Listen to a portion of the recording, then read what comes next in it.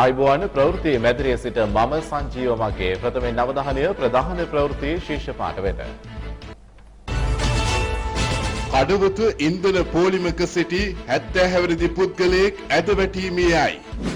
දින දෙකකින් පමණ තෙල් පෝලිම් පහව යනු ඇතැයි බලශක්ති අමාත්‍යාංශය පවසයි. බොරතෙල් නොමැතිව සපුකස්කන්ධ අද සිට යලි වැසේ. කැලණි 37 නවතී. ලාෆ් ගෑස් දේශීය කිරිපිටි සහ කිරිතේ මිල ඉහළට. වෙළඳුන් නොමැතිව දඹුල්ල ආර්ථිකයේ එළවලු මිලක් බසේ. ඉහළ කිය ගෑස් මිල පිළිබඳවයි අද මුලින්ම අවධානය. මහජන බැංකුවේ පීපල්ස් රෙමිටන්ස් වාසි කෝටියයි එවන්නයි දිනන්නයි. ලාෆ් ගෑස් සමාගම ගෘහස්ත ගෑස් සිලින්ඩරයක මිල ගණන් ඉහළ දමා තිබෙනවා. ඒ අනුව කිලෝග්‍රෑම් 12.5ක ගෘහස්ත ගෑස් සිලින්ඩරයක නව මිල සටහන් වන්නේ රුපියල් 4199ක් ලෙසයි. මේ අතර ඉන්ධන පොලිමක රැඳී සිටි තවත් 70 හැවිරිදි පුද්ගලයෙකු ඇද වැටීමේ යාමේ පුවතක් අද කඩවත ප්‍රදේශයෙන් වාර්තා වුණා. ඩොලර් අර්බුදයේ හමුවේ ප්‍රමාණවත් ගෑස් තොග වෙළඳපොළට නිකුත් නොකිරීමත් සමග ගෑස් පාරිභෝගිකයින් දින ගණනක් පෝලිම් වල රැඳී සිටමින් පීඩාවට පත්ව සිටින පසුබිමක නැවතත් ගෑස් මිල වැඩි කිරීමට ලාෆ් ගෑස් සමාගම තීරණය කර තිබෙනවා. ඒ අනුව කිලෝග්‍රෑම් 12.5ක ගෘහස්ත ගෑස් සිලින්ඩරයක් මින් ඉදිරියට අලෙවි කෙරෙන්නේ රුපියල් 4199කටයි. කිලෝග්‍රෑම් 5ක ගෑස් සිලින්ඩරයක නව මිල රුපියල් 1680ක් දක්වා ඉහළ ගොස් තිබෙනවා. කිලෝග්‍රෑම් 2ක ලාෆ් ගෑස් සිලින්ඩරයක නව මිල රුපියල් 672ක්. මේ අතර ගෑස් සිලින්ඩර ලක්ෂයකට අධික ප්‍රමාණයක් අදත් වෙළඳපොළට නිකුත් කරන බව ලිට්‍රෝ ගෑස් සමාගම සඳහන් කළා. ඊයේ ගෑස් සිලින්ඩර ලක්ෂයකට අධික ප්‍රමාණයක් වෙළඳපොළට නිකුත් කර ඇති අතර පෙරේදා නිකුත් කළ ගෑස් සිලින්ඩර සංඛ්‍යාව 80000ක් බවයි එම සමාගම පැවසුවේ. නමුත් තවමත් වෙළඳපොළ තුල දක්නට ලැබෙන්නේ ගෑස් හැඟියක්. ඒ හේතුවෙන් අදත් ගෑස් පාරිභෝගිකයින්ට සිදුවුණේ දිගු පෝලිම් වල රැඳී සිටීමටයි. මේ අතර ඉන්දිය ණය ආධාර යටතේ ශ්‍රී ලංකාවට ලැබෙන පළමු ඩීසල් තොගය රැගත් නෞකාව අද රාත්‍රියේ දිවයිනට ළඟා වන බව වාර්තා වනවා. නෞකාවේ ඩීසල් මෙට්‍රික් ටොන් 40000කට ආසන්න තොගයක් පවතින බව සඳහන්. නෞකාවේ ඉන්ධන ගොඩබෑමේ කටයුතු හෙට ආරම්භ කරන බවයි ලංකා ඛනිජ තෙල් නීතිගත සංස්ථාව පැවසුවේ. මෙම නෞකාවේ ඇති ඩීසල් තොගෙන් මෙට්‍රික් ටොන් 20000ක් කොළොන්නාව නිමාව වෙත සහ ඉතිරි මෙට්‍රික් ටොන් 15000 මුද්‍රාජවල ගොඩබෑමට කටයුතු කරන බවද ලංකා ඛනිජ තෙල් තොග ගබඩා පරයන්ත සමාගම සඳහන් කළා. කොළොන්නාවට ගොඩබාන ඩීසල් තොග දුම්රිය මාර්ගයෙන් දිවයිනේ විවිධ ප්‍රදේශ වෙත බෙදා හැරීමට නියමිතයි. ඉන්ධන අර්බුදයට පෙර මෙට්‍රික් ටොන් 5500ක් පමණ වූ මෙරට දෛනික ඩීසල් පරිභෝජනය මේ වන විට මෙට්‍රික් ටොන් 8400ක් දක්වා ඉහළ ගොස් ඇතැයි ලංකා ඛනිජ තෙල් නීතිගත සංස්ථාව පෙන්වා දෙනවා. එසේ වීමට බලපා ඇති ප්‍රධානතම හේතුව ලෙසින් සංස්ථාව පෙන්වා දෙන්නේ ජනතාව අනවශ්‍ය ආකාරයෙන් ඩීසල් තොග එක් රැස් කර ගැනීමයි. පෙට්‍රල් තොග අවශ්‍ය ප්‍රමාණයට සංස්ථාව සතුව පවතින අතර ඉදිරියේදී තවත් නෞකා කිහිපයකින් ඩීසල් සහ පෙට්‍රල් දිවෙනට රැගෙන ඒමටද නියමිත බැවින් තවත් දින දෙකක පමණ කාලයකින් පිරවුම්හල් ආශ්‍රිතව පවතින පෝලිම් පහව යනු ඇති බව තෙල් සංස්ථාව අපේක්ෂා කරනවා. මේ අතර ඉන්ධන අලවිය මත පිරවුම්හල් හිමියන්ට ලබා දෙන ලාභය අඩු කිරීමට තෙල් සංස්ථාව ගෙන ඇති තීරණයට විරෝධය පළ කරන බව ඉන්ධන පිරවුම්හල් හිමියන්ගේ සංගමය පවසනවා. සියලු පිරවුම්හල් වෙත ලිපියක් යොමු කරමින් තෙල් සංස්ථාව ප්‍රකාශ කර ඇත්තේ අලෙවි කරන ඉන්ධන මත පිරවුම්හල් හිමියන්ට ලබා දෙන 3% ලාභ ප්‍රතිශතය 2019 වසරට සාපේක්ෂව ගණනය කරන බවයි. ඒ අනුව දැනට පවතින මිල ගණන් යටතේ ගණනය කෙරෙන ලාභ ප්‍රතිශතය 2019 වසරේ මිලට ගණනය කිරීමේදී තමන්ට හිමිවන ලාභය අවම වන බවයි ඉන්ධන පිරවුම්හල් හිමියන් පවසන්නේ. මෙමකින් පිරවුම්හල් හිමියන්ගේ ප්‍රාග්ධනය අඩුවීමෙන් සංස්ථාවෙන් ඉන්ධන මිලදී ගැනීමේ හැකියාව අවම වීමෙන් තෙල් සැපයීමට බාධා එල්ල විය හැකි බව ඔවුන් පෙන්වා දෙනවා. කෙසේ වෙතත් මේ සම්බන්ධයෙන් මෙතෙක් අවසන් තීරණයක් ගෙන නොමැති අතර තෙල් සංස්ථාව සහ ඉන්ධන පිරවුම්හල් හිමියන් අතර ඒකාබද්ධ කමිටුවක් මගින් තීරණයකට එළඹෙන බවයි බලශක්ති අමාත්‍යාංශය සඳහන් කළේ. පවතින ඉන්ධන අර්බුදයේ හමුවේ අදත් කොළඹ අවට ප්‍රදේශ රැසක ඉන්ධන පෙරවුම්හල් ඉන්ධන නොමැතිවීම හේතුවෙන් වසා දමා ඇති ආකාරය දැකගත හැකි වුණා. ඇතැම් ඉන්ධන පෙරවුම්හල් අසල අදත් දිගු පෝලිම් පැවතුණු බවයි දිවයිනේ ප්‍රදේශ රැසකින් වාර්තා වුණේ. ඊයේ දිනේ බොමිතෙල් මිලදී ගැනීමට මහනුවර වත්තේගම ප්‍රදේශයේ පෝලිමක රැඳී සිටි පුද්ගලයෙකුද ඇද වැටීමෙන් ජීවිතක්ෂයට පත්ව තිබුණා. ප්‍රමාණවත් බොරතෙල් නොමැතිවීමෙන් සපුගස්කන්ධ තෙල් පිරිපහදුව අද සිට සති දෙකත් තුනත් අතර කාලයක් වසා තැබීමට සිදුව තිබෙනවා. ඉන්ධන අර්බුදයේ හමුවේ මීට පෙරත් අවස්ථා දෙකකදී මේ පිරිපහදුව වසා දැමුණා. මේ අතර විදුලි උත්පාදනය සඳහා බලාගාරවලට ප්‍රමාණවත් ඉන්ධන නොමැතිවීම හේතුවෙන් දිවෙනේ ප්‍රදේශ රැසකට අදත් පැය 3කට අධික කාලයක් විදුලිය කප්පාදු කිරීමට මහජන උපයෝගිතා කොමිසම ලංකා විදුලි බල මණ්ඩලයට අවසර ලබා දුන්නා. ඒ අනුව ඒ සිට එල් දක්වා වන කලාප 12ට පෙරවරු 9ත් පසුරු 5ත් අතර පැය 2ක් විදුලිය කප්පාදු කෙරුණු අතර එම කලාප සඳහා රාත්‍රියේ විදුලිය කප්පාදු කෙරෙන්නේ පසුරු 5ත් රාත්‍රී 10ත් අතර පැයයි විනාඩි 15ක කාලයක් සඳහායි. P සිට W දක්වා කලාප 8කට පසුරු 4:30ත් රාත්‍රී 9:30ත් අතර පැයයි විනාඩි 15ක් විදුලිය කප්පාදු කිරීමට අනුමැතිය හිමිව තිබෙනවා. විදුලි බල මණ්ඩලය සඳහන් කළේ ඉන්ධන නොමැතිවීම හේතුවෙන් කැලණිතිස්ස බලාගාරයේ මෙගාවොට් 300ක සම්පූර්ණ විදුලි ජනන පද්ධතියම මේ වන විට නතර වී ඇති බවයි. කෙසේ වෙතත් අද පැමිණෙන නෞකාවලින් ලබා ගන්නා ඉන්ධන වලින් සැලකිය යුතු ප්‍රමාණයක් විදුලි බල මණ්ඩලයට ලබා දීමට බලශක්ති අමාත්‍යාංශය සහ ඛනිජ තෙල් නිතිගත සංස්ථාව එකඟතාවය පළ කර ඇති බැවින් ඒ අනුව හෙට සිට විදුලිය කප්පාදු කරන පැය ගණන තීරණය කරන බවයි එම මණ්ඩලය සඳහන් කළේ. මහජන බැංකුවේ People's Remittance වාසි කෝටියයි එවන්නයි දිනන්නයි.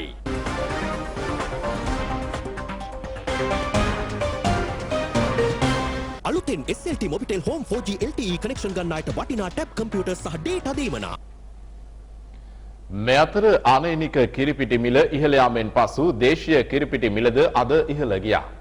මේ අතර වෙළඳපොලේ කිරිතේ එකක මිලද රුපියල් 100ක් දක්වා ඉහළ ගොස් තිබෙනවා.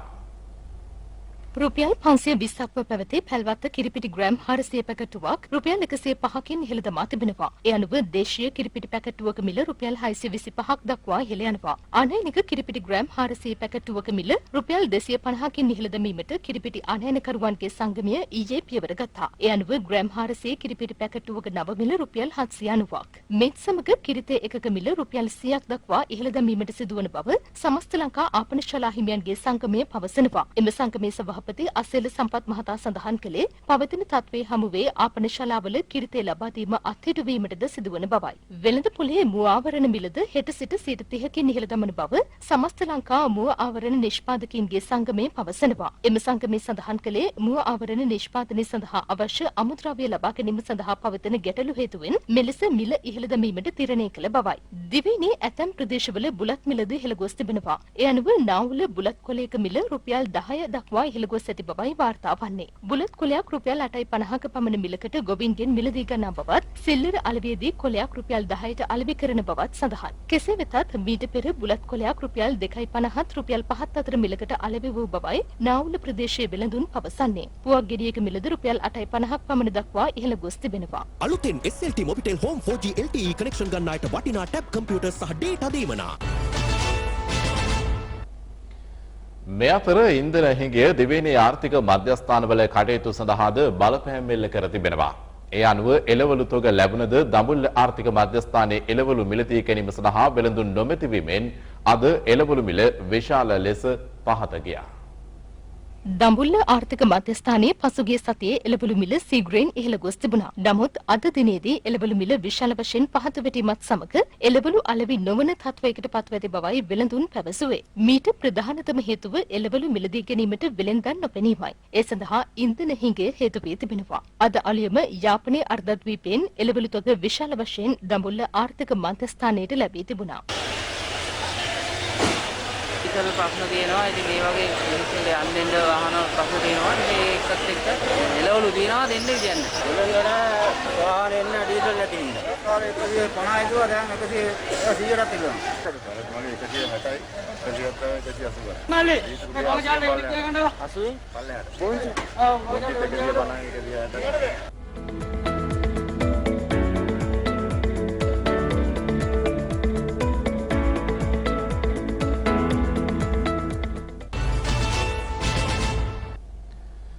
මේ අතර එක්සත් ජාතීන්ගේ ලෝක සන්තුෂ්ටි දිනය අදට යෙදී තිබෙනවා. 2013 වසරේදී එක්සත් ජාතීන්ගේ මහ මණ්ඩලය විසින් සෑම වසරකම මාර්තු මාස 20 වෙනිදා ජාත්‍යන්තර සන්තුෂ්ටි දිනය ලෙස නම් කරමින් යෝජනාවක් සම්මත කරගත්තා. ඒ සතුට ප්‍රවර්ධනය කරන ලෙස ලොව පුරා රජයන්ට බල කරමින් 2011 වසරේදී එය එක්සත් ජාතීන්ගේ මහ මණ්ඩලය විසින් මූලික මානුෂීය ඉලක්කයක් ලෙසද නම් කළා. ඒ අනුව මිනිසාගේ සන්තුෂ්ටියට ප්‍රමුඛතාව ලබා දීමේ ජගත් සංවිධාන ප්‍රඥප්තිය සිහිගන්වමින් වාර්ෂිකව සමරන ලෝක සන්තුෂ්ටි දිනය ලොව පුරා ජනතාව අද සමරනවා. සමරනවා. සතුට නැවත ගොඩනගමු මෙවර එහි තේමාවයි. ලෝක සන්තුෂ්ටි දිනයට සමගාමීව 2022 ලෝක සන්තුෂ්ටි දර්ශකය පසුගියදා නිකුත් කෙරුණා. 2022 දර්ශකයට අනුව ලොව සතුටින්ම සිටින ජනතාවක් වෙසෙන්නේ ෆින්ලන්තේ. එහි දෙවන ස්ථානය ඩෙන්මාර්කයටත්, තුන්වන ස්ථානය අයිස්ලන්තයටත්, සිව්වන ස්ථානය ස්විට්සර්ලන්තයටත් හිමිව තිබෙනවා. ලොව රටවල් 146ක ජනතාව අතර සන්තුෂ්ටි ඇගීමට ලක් කෙරෙන ලෝක සන්තුෂ්ටි වාර්තාවේ මෙවර ශ්‍රී ලංකාවට හිමිව ඇත්තේ 127 වන ස්ථානයයි. පසුගිය වසරේදී ශ්‍රී ලංකාව 129 වන ස්ථානයේ පසු වුණා. කෙසේ වෙතත් දකුණු ආසියාතික සහ කලාපීය රටවල් රැසක් මෙවර ලෝක සන්තුෂ්ටි දර්ශකයේ ශ්‍රී ලංකාවට වඩා ඉදිරියෙන් සිටිනවා. ඒ අනුව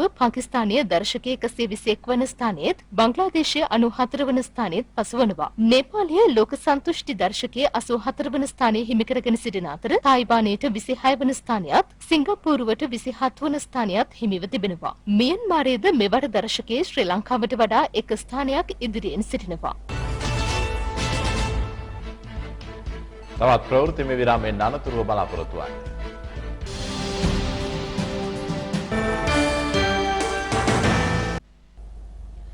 මෙරට කොවිඩ් තොරතුරු පිළිබඳවයි දැන් අවධානය.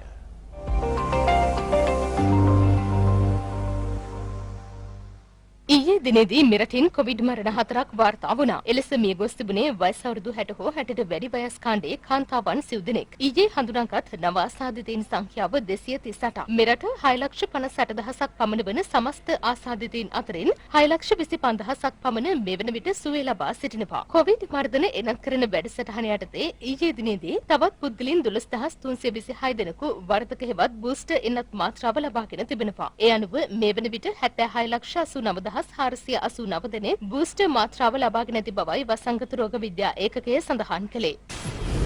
මේ අතර කොරෝනා වෛරසය පිළිබඳ පැතිර යන දුර්මත හේතුවෙන් වසංගතය ලොව පුරා යලි ඉහළ යාමේ ප්‍රවණතාවයක් මතුවෙතැයි ලෝක සෞඛ්‍ය සංවිධානය පවසනවා. එහි කොරෝනා වෛරස් පිළිබඳ තාක්ෂණික ප්‍රධානී මරියා වැන් කර්කෝ ජිනීවා නුවර එවැනි ප්‍රධාන දුර්මත තුනක් හෙළිදරව් කළා. කොරෝනා වසංගතය දැන් අවසන් වී ඇති බව එම පළමු දුර්මතයයි.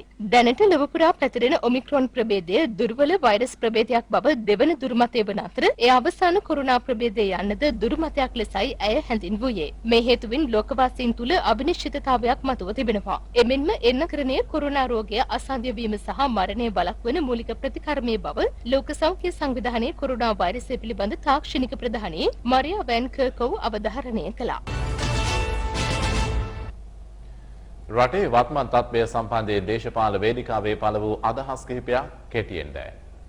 මේ ජාත්‍යන්තර මූල්‍ය අරමුදල කරුණු 6ක් පෙන්නලා තියෙනවා මේ අර්බුදයට හේතු මොකක්ද කියලා. බදුසාන දීම, 2 ජාත්‍යන්තර වෙළඳපොළ විශ්වාසය නැතිවීම, 3 ඩොලර් එකේ අගය ඩොලර් එක පාලනය කිරීමේ ක්‍රමවේදය වැරදි වීම, අනිත් එක විදේශ සංචිත භාවිත කිරීම, පහුගිය අවුරුදු දෙකේ අයවැය පරතරය පාලනය නොකිරීම, ජාත්‍යන්තරයේ සහ ජනතාවගේ විශ්වාසය නැති කර ගැනීම, උද්දමනය පාලනය කිරීමට ආණ්ඩුවට බැරි වීම. අපි එනකොට විදේශ සංචිතය දුණා ඩොලර් මිලියන 8,200ක්. එතකොට මේ 8,200 කොහොමද පාවිච්චි කරේ? එතකොට අපි එනකොට උද්දමනයේ තියුනේ කීයද? 104යි. එතකොට 104 දැන් උද්දමනයේ 114ක් වෙනකන් වැඩි වුණේ කවුද? ඩොලරේ අගය පා කළා. අපේ කාලේ තියුනේ රුපියල් 194කට විතර. දැන් කීයකටද කියලා මේ 260කට එකපාරට මේ වුණේ. මේ ජනාධිපතිවරයා ඔක්කොම දාන්න හදනවා ගියාණ්ඩුවට. ගියාණ්ඩුව කාලේ තමුන්නාන්සේලා ප්‍රශ්නයක් තිබුණා. තමුන්නාන්සේලාට අවශ්‍ය ඔක්කොම බඩු පිට රටින් හරි ගෙනහැරලා දුන්නා. හිඟමනේ යෑම රාජ්‍ය ප්‍රතිපත්තියක් වශයෙන් ක්‍රියාත්මක වන යුගයක් මේ යුගයේ තරම් ලෝකෙට හිඟමන් යදිමින් ගියපු නායකයන් කිසි කඩක ලංකාවේ හිටියේ නැහැ. අපේ නායකයෝ තව තවත් ණය ගන්න. මේ ණය ගැනීමේදී මොන කොන්දේසි ඉදිරිපත් කළාද? මොන විදිහේ නීති රීතිද? මොන විදිහේ ප්‍රතිඥාද පොරොන්දුද රට දන්නේ නැහැ. අවසානයේ බෙල්ල කැපීගෙන යනකොට තමයි දන්නේ අපේ නායකයෝ බෙල්ල උගස් තියලා ණය ගත්ත බව. මේ විදිහේ ණය ගැනීම වලින් තවදුරටත් රට අගාධයට ප්‍රපාතයට යෑම නොවැළැක්විය හැකියි. සිදු කළ යුත්තේ වහාම රටේ ආනයන වියදම් කපා හරින්න ඕනේ.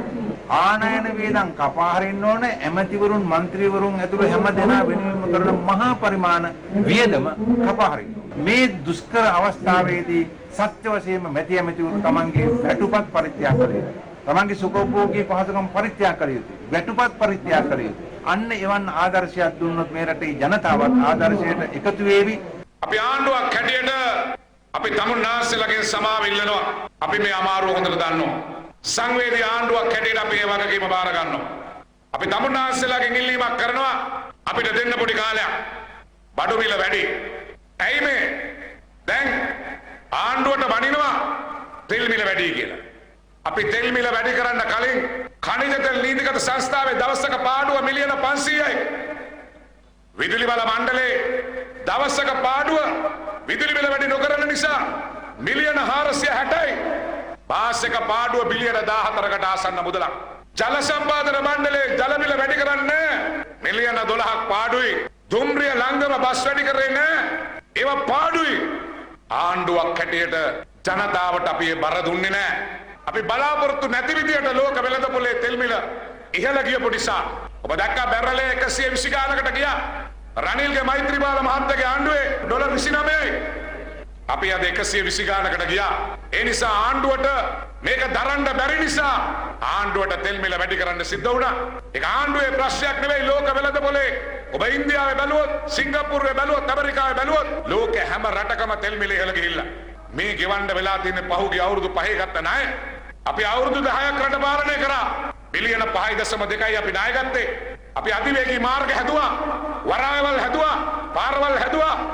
ඒගොල්ලෝ අවුරුදු 5ක් කරලා බිලියන 5.8ක් නැත්තම් 9ක් ණය ගත්තා. හදපු කෙන්ගෙඩියක් නැහැ. ණය විතරයි. ඒ ණය දැන් අපට ගෙවන්න සිදු වෙලා තියෙනවා. තවත් ප්‍රවෘත්ති මේ විරාමයෙන් අනතුරුව බලාපොරොත්තු වන්න.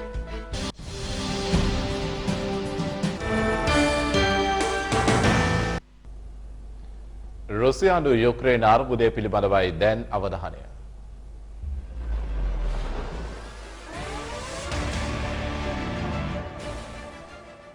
යුක්‍රේනයේ දකුණු දිග මරියපොල් වරාය නගරයේ මේ වන විට වීදි සටන් ඇවිලි ඇතැයි විදෙස් මාධ්‍ය වාර්තා කළා. අවතැන්නුවන් රඳවා සිටි නගරයේ පිහිටි කලාගාරයකට පසුගියදා රුසියාව ගුවන් ප්‍රහාර එල්ල කළ අතර එහි මුදා ගැනීමේ කටයුතුවලටද වීදි සටන් හේතුවෙන් බාධා එල්ල වී ඇතැයි සඳහන්. මේ ප්‍රහාරය රුසියාව විසින් වගකිව යුතු දරුණු යුද අපරාධයක් ලෙස ඉතිහාසයට එක්වනු ඇතැයි යුක්‍රේන ජනාධිපති වොලදිමීර් සෙලෙන්ස්කී පැවසුවා. බෝම්බ ප්‍රහාර, ගුවන් ප්‍රහාර සහ ඉවක් බවක් නොමැතිව සිදු කරන විනාශය හේතුවෙන් බියපත් වී සිටින ජනතාව මේ වන විට යුක්‍රේනයෙන් පලා යමින් සිටින බව එක්සත් ජාතීන්ගේ සරණාගත කොමිසමේ ප්‍රධානී ෆිලිපෝ ග්‍රාන්ඩ් ප්‍රකාශ කළා. එක්සත් ජාතීන්ගේ සරණාගත කොමිසමට අනුව පසුගිය පෙබරවාරි 24 වනදා සිට එලෙස රට හැරගිය සංඛ්‍යාව 33,28,692ක්. මෙලෙස පලා යන පිරිසෙන් 90%ක්ම කාන්තාවන් සහ ලබන් වන අතර අවුරුදු 18ත් 60ත් අතර යුක්‍රේන පිරිමි ජනගහනයෙන් වැඩි කොටසක් රට රැක ගැනීම සඳහා තවදුරටත් එහි රැඳී සිටිනවා. ජාත්‍යන්තර සංක්‍රමණික ආයතනය සඳහන් කරන පරිදි තවත් 65 ලක්ෂයකට ආසන්න යුක්‍රේන ජාතකයින් තම රට තුළම අවතැන්ව සිටිනවා. බ්‍රිතාන්‍ය අග්‍රාමාත්‍ය ධූරයෙන් මෙන්ම දේශපාලනයෙන්ද සමුගත් ඩේවිඩ් කැමරන් යුක්‍රේන යුද ගැටුම හේතුවෙන් පොලන්තයට පලා යන යුක්‍රේන වැසියන්ගේ පිහිටට ඉදිරිපත්ව සිටිනවා. ඒ ට්‍රක් රථ රියදුරෙකු ලෙස ඔවුන්ට අවශ්‍ය ආහාර, ඇඳුම් පැළඳුම් ආදිය රැගෙන යමින්. හිටපු අග්‍රාමාත්‍යවරයාගේ සහායට ඔහුගේ සමීපතමයින් දෙදෙනෙකුද ට්‍රක් රියෙන් ගමන් කරන බවයි බ්‍රිතාන්‍ය ස්කයි නිවුස් පුවත් සේවය වාර්තා කළේ.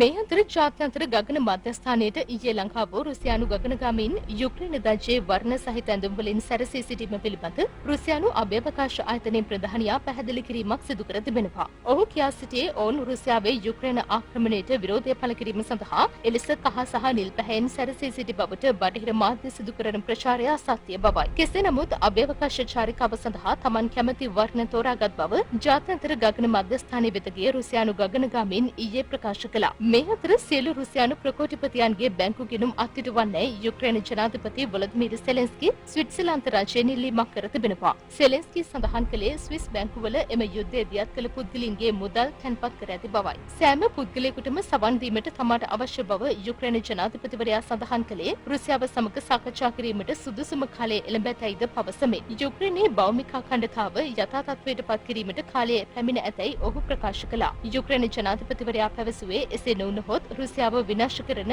දේශය ගොඩනැගීමට තවත් වසර ගණනාවක් ගත වනු ඇති බවයි. මෙවන් පසුබිමක රුසියානු හමුදා යුක්‍රේනයේ හමුදා ඉලක්ක වෙත පහර දීමට ඔවුන් සතු කින්සල් හයිපර්සොනික් මිසයිල් භාවිතයට ගන්නා බව රුසියානු ආරක්ෂක අමාත්‍යාංශය තහවුරු කර තිබෙනවා. යුක්‍රේනයේ බටහිරින් පිහිටි හමුදා කඳවුර විනාශ කිරීමට රුසියානු හමුදාව මෙසේ හයිපර්සොනික් මිසයිල් යොදාගත් බවයි පැවසෙන්නේ. මේ අතර යුක්‍රේන යුද්ධය සම්බන්ධයෙන් චීනය ඉතිහාසයේ නිවැරදි පාර්ශවය ගන්නා බව එරට විදේශ අමාත්‍ය වෑන්ජී ප්‍රකාශ කළා. එහෙත් තීරණ ගැනීමේදී චීනය කිසිදු බාහිර බලපෑමකට හෝ තර්ජනයකට යටත් නොවන බවයි ෂැන්හයි ශාංහයි නුවරදී වාර්තාකරුවන් අමතමින් ඔහු සඳහන් කළේ අතිතුම් ශුද්ධෝත්තම ෆ්‍රැන්සිස් පාප් වහන්සේ රෝමයේ වතිකානුවේ පිහිටි ළමා රෝහලේ ප්‍රතිකාර ලබන යුක්‍රේන යුද්ධයේ අවතැන් වූ දරුවන්ගේ සුවදුක් බැලීම සඳහා හදිසි චාරිකාවක නිරත වී තිබෙනවා. දැන් පුවත් කිහිපයක් කෙටියෙන්. එදත් අදත් උතුරේ ජනතාව ආරක්ෂා කරමින් එම පළාත සංවර්ධනය කිරීමට රජයක් ලෙස බැඳී සිටින බව අග්‍රාමාත්‍ය මහින්ද රාජපක්ෂ මහතා පවසනවා. ඓතිහාසික නාගදීප පුරාණ රජමහා විහාර පූජා භූමිය ප්‍රකාශයට පත් කිරීමේ ශ්‍රී සන්නස් පත්‍රය පිළිගැන්වීම සඳහා යාපනීය නාගදීප රජමහා විහාරස්ථානයේ පැවති ආගමික උත්සවයට ඊයේ එක්වෙමින් අග්‍රාමාත්‍යවරයා මේ බව සඳහන් කළා. 1983 පසුව මෙරටේ සිදු වූ අයහපත් සිදු වූ මත වසර 3කට වැඩි කාලයක් මෙම ස්ථානයේ හුදකලා වුණොත් ඒක ඉවරයි. දකුණේ ජනතාවට උතුරට ඒමට අවස්ථාවක් එදා තිබුණේ නැහැ. එම කාලය තුලම මේ විහාරස්ථානය රැක බලාගත්ත ආරක්ෂා කළේ භික්ෂුන් වහන්සේලාට අවශ්‍ය දානය ගිලන්පස සපයුවේ ශ්‍රී ලංකා නාවික හමුදාව බව මේදී මාසිකපත් කරන්නේ තාම සන්තෝෂයි. උතුරු පළාත කේන්ද්‍රීය ඇති වූ යුද්ධ මේ ප්‍රදේශයේ සංවර්ධනය ජනතාව විනාශයට පත් කළ බව ඔබට අමුතුවෙන් කිය යුතු නැහැ. මේ විහාරස්ථානයේ රැක බලා ගැනීම මේ ප්‍රදේශය තුළ ජීවත් වන ද්‍රවිඩ ජනතාවන් විශාල වශයෙන් එකතු වුණු බව අප සිහිපත් කරන්නේ ඉතා ගෞරවයි. මේ විහාරස්ථානයේ පැමිණෙන සියලු බැතිමතුන්ට අවශ්‍ය පහසුකම් විහාරස්ථානය තුළින් ලබා දීමට හැකි වීම සතුටට කරුණක්. කටයුතු ඉටු කිරීමේදී බුද්ධ ශාසන අමාත්‍යාංශය අතුරු රාජ්‍ය ආයතනයන් ශ්‍රී ලංකා නාවික හමුදාව ආයුධ හමුදාවත් ඉටු කළ බව කියනට විශාලයි පොලිසියට. මේ පුණ්‍ය භූමිය ආරක්ෂා කිරීමට ආසංවර්ධනය කිරීමට කටයුතු සියල්ල ඉදිරියේදී අපේ රජයේ මගින් නොපිළිහෙලා ඉටු කරන බව මා ප්‍රකාශ කරනවා. බන්ධනාගාරගතව සිටින හිටපු පාර්ලිමේන්තු මන්ත්‍රී රංජන් රාමනායක මහතා කොළඹ ජාතක රෝහලට ඇතුළත් කර ඇතැයි වාර්තා වනවා. ජාතක රෝහලේ විකලාංග සායනයට අද පෙරවරුවේ ඔහු ඉදිරිපත් කළ අතර වැඩිදුර ප්‍රතිකාර සඳහා ජාතක රෝහලට ඇතුළත් කළ බවයි බන්ධනාගාර මූලස්ථානයේ පැවසුවේ. ප්ලාස්ටික් හා පොලිති නිෂ්පාදන වර්ග 8ක් තහනම් කිරීමට කැබිනට් අනුමැතිය හිමි වූ නමුත් අදාළ ගැසට් පත්‍රය සකස් කිරීම ප්‍රමාද කර ඇති බව පරිසර අමාත්‍ය මහින්ද අමරවීර මහතා පවසනවා. අදාළ තහනම් සමග ප්ලාස්ටික් හැඳි ගැරපු මෙන්ම අයිස්ක්‍රීම් කෝප වෙනුවට විකල්ප නිෂ්පාදන හඳුන්වා දීමටයි බහුජාතික සමාගම් පියවර ගත්තේ. කෙසේ වෙතත් අදාළ ගැසට් පත්‍රය ප්‍රමාද වීම හේතුවෙන් යලි එම සමාගම් ප්ලාස්ටික් වලට යොමු වන බවට වාර්තා වන බව පරිසර අමාත්‍යාංශය සඳහන් කළා. පෞද්ගලික දත්ත ආරක්ෂණ පනත් කෙටුම්පත, කම්කරු වන්දි සංශෝධන පනත් කෙටුම්පත සහ ඉඩම් සංවර්ධන සංශෝධන පනත් කෙටුම්පත සඳහා කතානායකවරයා සිය සහතිකය සටහන් කර තිබෙනවා. ඒ අනුව පාර්ලිමේන්තුවේදී පසුගියදා සම්මත වූ මෙම පනත් කෙටුම්පත් තුන ඊයේ සිට බලාත්මකයි. තවත් ප්‍රවෘත්තිමය විරාමයෙන් අනතුරුව බලාපොරොත්තු වන්න.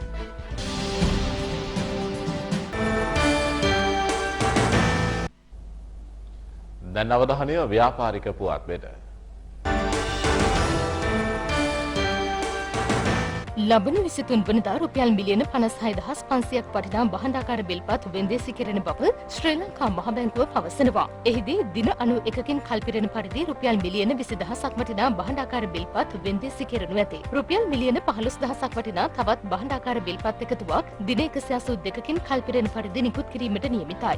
දින 364කින් කල්පිරෙන පරිදි තවත් රුපියල් මිලියන 21,500ක් වටිනා භාණ්ඩාකාර බිල්පත් වෙන්දේසි කෙරෙන බවයි ශ්‍රී ලංකා මහ බැංකුව නිවේදනය කළේ. ලොවට අතොරතුරු සමගින් දැන් අවධානය විදේශ පුවත් වෙත.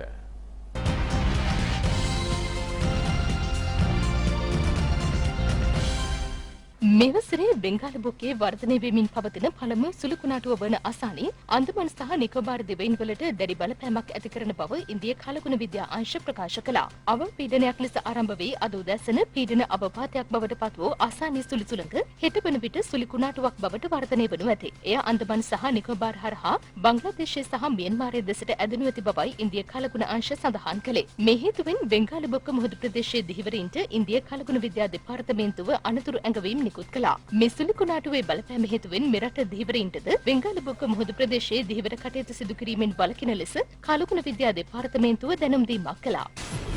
කෘත්‍රිම බුද්ධි පරිගණක වැඩසටහනක් කෙතරම් මිනිසාට තර්ජනයක් වන්නේදයි පෙන්වීමට ජාත්‍යන්තර විද්‍යාඥයින් නව අධ්‍යයනයක් සිදු කර තිබෙනවා. ඒ අනුව ඖෂධ නිපදවීමේ ක්ෂේත්‍රයේ කෘත්‍රිම බුද්ධි පරිගණක පද්ධතියකට සම්බන්ධ කළහොත් එම කෘත්‍රිම බුද්ධි පරිගණක පද්ධතිය මාරාන්තික රසායනික අවි 40000ක් සොයාගනු ඇති බවත් එසේ කිරීමට අවශ්‍ය වන්නේ පැය 6ක් පමණක් බවත් නව අධ්‍යයනයෙන් හෙළි වුණා. මෙම අධ්‍යයනයේදී ඖෂධ නිපදවීමේදී ඇතුළත් කරන දත්ත අවභාවිතයට ලක් කරමින් පැය 6ක කාලයක් ඇතුළත ලොව මෙතෙක් නිපදවා ඇති මාරක ස්නායු කාරකයක් වන VX සංයෝගය පමණක් නොව හඳුනා නොගත් VX සංයෝගයට වඩා භයානක සංයෝගද නිර්මාණය කිරීමට කෘත්‍රිම බුද්ධියකට හැකියාව ලැබුණු ඇතැයි පර්යේෂකයින් පෙන්වා දෙනවා.